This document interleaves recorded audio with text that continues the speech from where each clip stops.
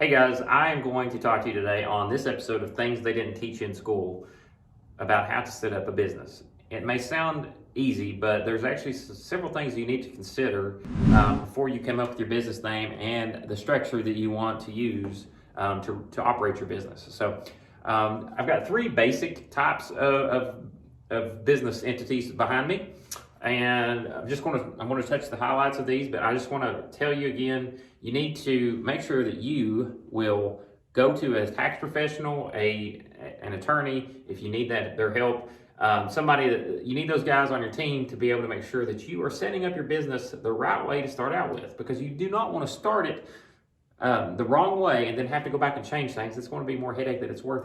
It's worth trying to get it done the right way and paying somebody to help you do that. So three types, main types. There are others. There's partnerships, things like that. These are the three main types, especially if you're a small business. Sole proprietor is basically you just have it in your name, your individual name, and it's going to be reported. The income will be reported to your Social Security number. It's the easiest way to set it up. You just basically go to the bank, set your checking account up, say, I'm going to set this account up as John Doe, DBA, John's Landscaping.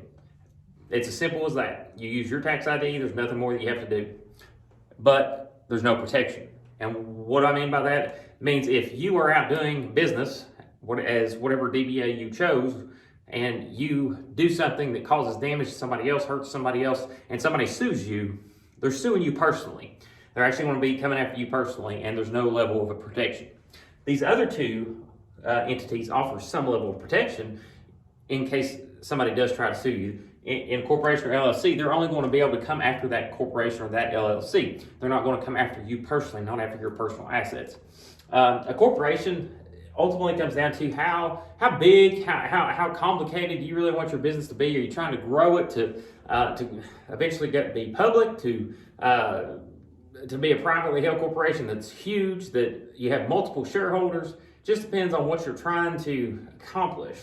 But there's two main types of corporations. There's an S Corp and a C Corp. C Corp, you've probably heard the word double taxation, and that comes from a C Corp because the corporation is taxed, and if you're an owner of that corporation, you're also taxed on the personal level for the income that's passed to you. So that's where you get that double taxation. The S Corporation, the corporation's not taxed, but the income that comes to you personally as the owner, it's taxed at your personal level. So there are advantages to doing the S Corp, but again, it just depends on what kind of business you're in, what you're trying to accomplish.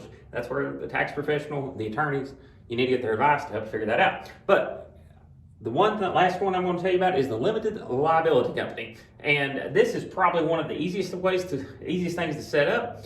You can have it set up individually, or you can have other members that own it with you.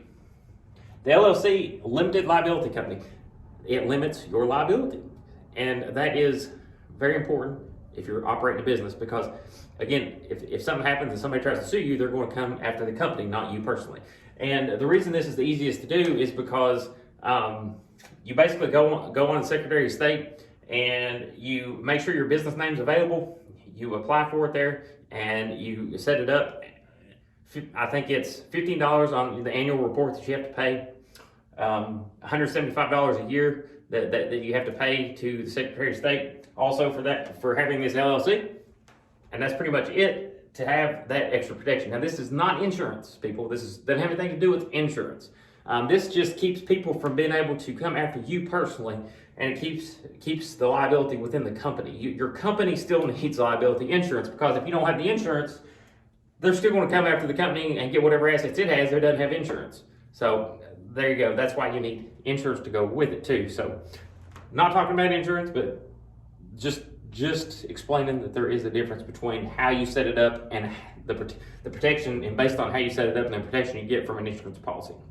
So if you are a small business owner and you have not set up an LLC yet, and you're a sole proprietor, I would highly recommend that you look into doing that. And you can still, if you're a single member LLC, you can still actually just use your Social Security number to report that to, but you're giving yourself the level of protection of the limited liability company.